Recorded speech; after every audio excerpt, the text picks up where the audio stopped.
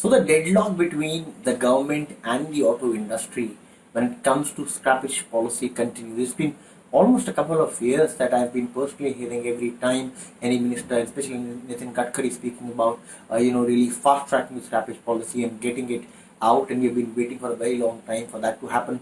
Nothing has yet happened, and the deadlock continues. Another fresh set of issues which have come up is with regards to the incentives. Now, let me take you through the whole process of when it started, how it started, and what have been the developments.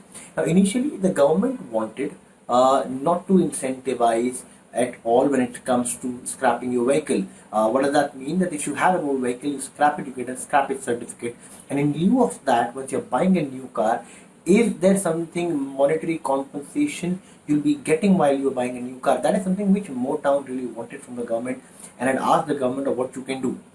Instead, the government really put that ball back into the court of the auto industry and then asked that, tell us of what you can do, and you should go ahead and provide any incentive, given the fact that there will be more sales of vehicle, then it should be Motown which should go ahead and give their incentives.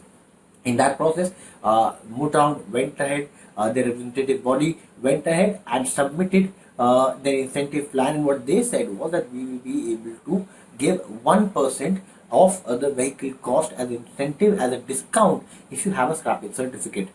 Now what has happened is then the PMO, what we have been told, that the government was not very happy with 1% as the incentive, and they wanted Motown to go ahead and give as much as 5 to 6% as incentive on a scrappage certificate. Now the latest developments, when I spoke to sources across the industry, what they are telling me is that they are not willing to really revise their offer.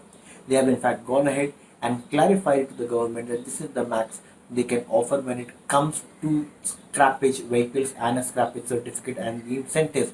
Now, what the auto industry is telling us is that the average amount of margin which they really make while they're selling a vehicle from a two-wheeler to a truck ranges only from 3 to 9%, and in that scenario, giving anything above 1% will not be possible. Now, in industry also go ahead and say that they have made a lot of investment when it comes to BS6.